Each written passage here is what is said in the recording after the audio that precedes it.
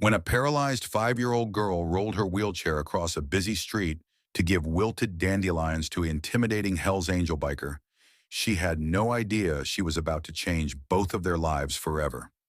The next morning, the thunderous roar of 200 motorcycles filled her quiet neighborhood as an army of leather-clad bikers arrived at her doorstep with a mission that would shock her entire school.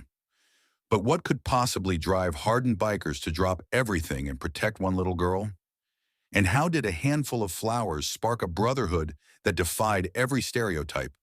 The morning air hung thick with the scent of freshly cut grass and blooming jasmine. As 5-year-old Emma Martinez adjusted the purple ribbons on her wheelchair wheels, her small hands already sticky with dew from the dandelions she'd been collecting since sunrise, the fabric of her favorite yellow sundress, the one with tiny butterflies that her father had sent from Afghanistan, clung to her legs in the humid heat, and she could taste the sweetness of honeysuckle on her tongue as she breathed in the summer morning. Her grandmother's voice drifted through the rusted screen door, calling her in for breakfast, the familiar sound of sizzling bacon and percolating coffee, creating a symphony of home that usually comforted her. But today, Emma was mesmerized by something across the street. A convoy of motorcycles pulling into Murphy's gas station, their chrome gleaming like liquid mercury in the early light, exhaust pipes rumbling with a deep bass that she felt in her chest. The lead rider was enormous, his leather vest stretched tight across shoulders that seemed to block out the sun itself.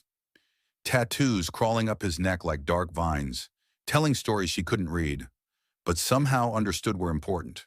His boots hit the asphalt with the weight of someone who'd walked many hard roads, and the other bikers deferred to him with a respect that Emma recognized from watching her father interact with his fellow soldiers during their brief Skype calls. She'd never seen anyone so intimidating, yet something about the way he moved, slow, deliberate, almost gentle, as he removed his riding gloves, finger by finger, reminded her of how her father used to handle her mother's china teacups before he deployed 8 months ago. As if he understood that beautiful things required careful hands. "Tank, you getting soft on us," one of the bikers called out, his voice cutting through the morning stillness like a rusty blade. But the giant man ignored him, his weathered hands surprisingly tender as he removed his helmet with the same reverence. Other people reserved for prayer, revealing salt and pepper hair that caught the light like silver threads and eyes the color of storm clouds heavy with unshed rain. Emma watched him lean against his Harley-Davidson, those same eyes distant and hollow, staring at something only he could see. And without thinking, without the fear that other children might have felt, she began rolling her wheelchair across the street, the familiar squeak of her left wheel marking time like a metronome, clutching her handful of wilted flowers like a peace offering, like something precious that needed to be shared before it was too late. The other bikers fell silent as she approached, their conversation dying mid-sentence, as if someone had turned down the volume on the world. But Tank noticed her first. This tiny girl in a wheelchair, fearless and smiling with 2 missing front teeth, holding up flowers that were already drooping in the heat, but somehow still beautiful in their imperfection. "These are for you," Emma said simply, her voice clear and sweet as church bells on Sunday morning.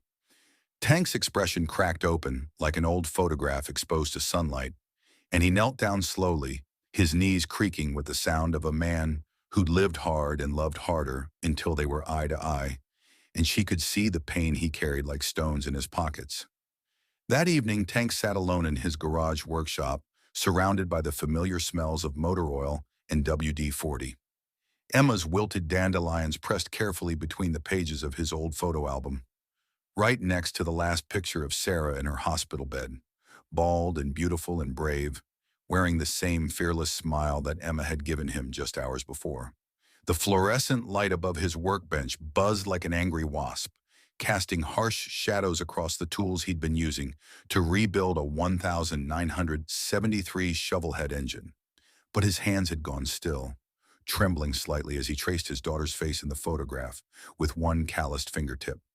He couldn't shake the image of Emma's fearless approach, the way she'd rolled right up to him without hesitation, as if she instinctively knew he needed exactly what she was offering, not just flowers, but hope wrapped in innocence, love disguised as dandelions.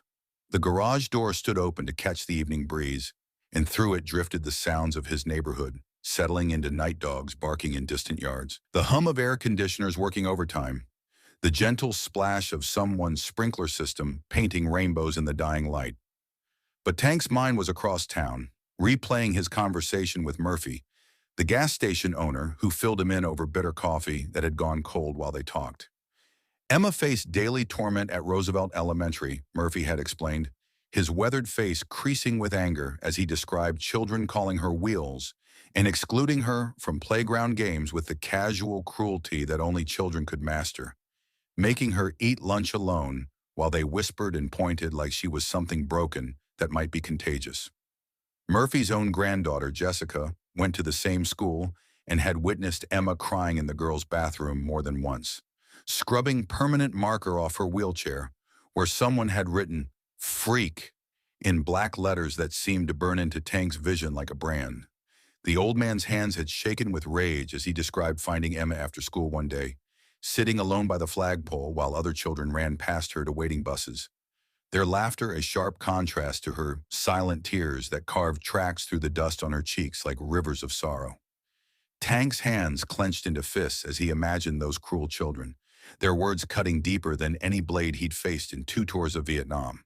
And suddenly he was remembering Sarah's last words to him, spoken through lips cracked with chemotherapy and fever, but still strong enough to make him promise.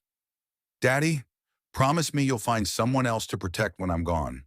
Promise me you won't let all your love just die with me, like some old engine nobody remembers how to fix."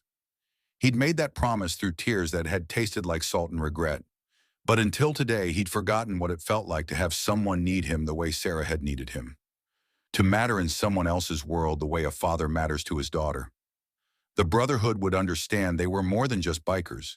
They were veterans and fathers and grandfathers, men who'd seen enough cruelty in jungles and deserts and city streets to recognize when someone innocent needed defending, when someone pure needed protecting from a world that seemed designed to crush beautiful things.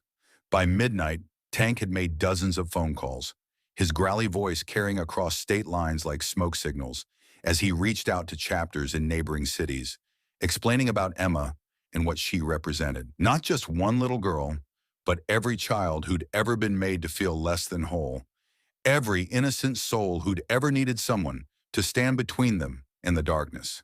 The rumble started as a distant whisper, like approaching thunder on a clear day. But by 7:30 in the morning, it had grown into something that shook windows and rattled coffee cups throughout the entire Maplewood neighborhood. Emma's grandmother, Rosa, was braiding Emma's hair when the sound became impossible to ignore.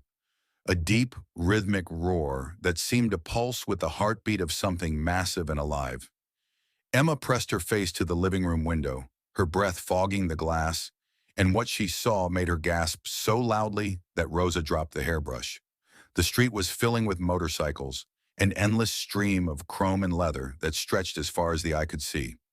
Riders dismounting with military precision, their boots hitting asphalt in synchronized harmony. Tank stood at the center of it all, but he looked different, somehow taller, more purposeful, wearing a fresh leather vest that gleamed like armor in the morning sun. Behind him stood men and women whose faces told stories of hard roads and harder choices, their patches displaying names like Iron Thunder, Desert Wolves, and Steel Brotherhood. But their eyes held the same gentle intensity that Emma had seen in Tank's face the day before. Rosa's hand trembled as she reached for the phone, but Tank was already at their front door, holding a bouquet of perfect white roses that must have cost more than Rosa made in a week. "Ma'am, we're here for Emma," he said respectfully, his voice carrying none of the menace Rosa had expected. "We heard she might need an escort to school today." Emma's eyes went wide as she took in the impossible scene. Nearly 200 bikers standing in formation on her quiet street, their machines gleaming like a metallic river that flowed around cars and mailboxes and fire hydrants. Neighbors had emerged from their houses, some recording with their phones, others simply staring in disbelief at this leather-clad army that had materialized to protect one small girl. Tank knelt beside Emma's wheelchair, his massive hands surprisingly gentle as he helped her into a custom-sided car that someone had somehow acquired and decorated with purple ribbons, her favorite color. "You ready to show those school bullies what real friendship looks like, Princess?" he asked. And Emma nodded so enthusiastically that her pigtails bounced. The convoy moved through Maplewood like a parade of guardian angels, their engines creating a symphony that announced to the world that Emma Martinez was not alone, had never been alone, would never be alone again. Traffic stopped, pedestrians paused on sidewalks, and even the morning radio DJ interrupted his playlist to report on the most beautiful thing I've ever seen in 20 years of broadcasting.